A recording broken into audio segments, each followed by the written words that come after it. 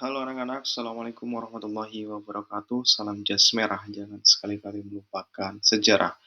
Welcome back to my channel. Baik, pada pertemuan kali ini kita akan bahas tentang latihan soal pas sejarah.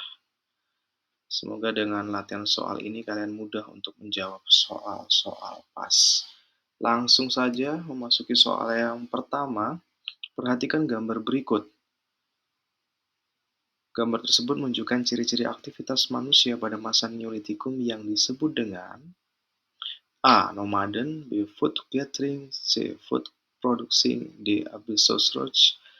E. Kejekan Modinger.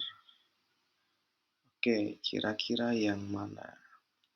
Nah, untuk menjawab soal ini, kalian harus mengetahui aktivitas apa yang dilakukan manusia purba di gambar tersebut.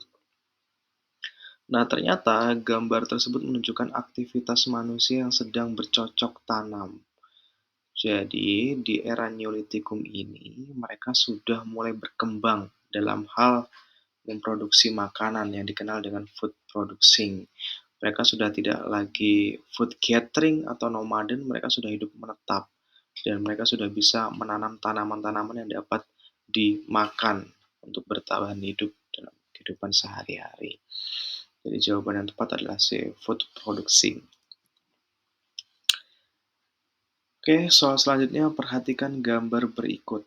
Bangunan dalam gambar tersebut digunakan oleh manusia kala itu untuk sarana pemujaan arwah nenek moyang. Bangunan tersebut bernama. Oke, kalian lihat dengan seksama. Ini sangat mudah sekali. Jadi bangunan tersebut berbentuk berundak-undak ya. Sehingga jawaban yang paling tepat adalah B, punden berundak-undak. Bukan dolmen, bukan sarkofagus, menhir ataupun warga. Tuh. Selanjutnya, perhatikan gambar berikut dengan seksama. Gambar tersebut merupakan komoditas rempah-rempah Nusantara yang sangat terkenal di mata dunia yang pada abad ke-7 mulai diburu oleh para pedagang-pedagang di berbagai belahan dunia. Di antaranya Belanda, Spanyol, dan Portugis. Rempah-rempah tersebut bernama A. Lada, B. Pala, C. Jinten hitam, D. Bunga lawang, E. Cengkeh. Kira-kira jawaban yang tepat yang mana? Kalian identifikasi bentuknya dari gambar tersebut. Ternyata kecil-kecil, banyak memanjang. Ya.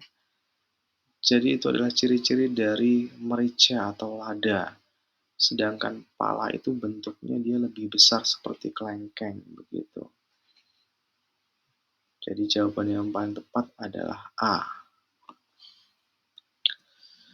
Oke, soal selanjutnya. Salah satu tahap dalam penelitian sejarah yang bertujuan untuk menafsirkan fakta-fakta sejarah secara analisis dan sintesis disebut A. Periodisasi. B. Interpretasi. C. Heuristik. D. Historiografi. E. Verifikasi. Kata kunci adalah menafsirkan. Gitu ya. Jadi kalau kata kunci yang menafsirkan berarti melakukan interpretasi sejarah. Ada analisis dan sintesis di dalamnya.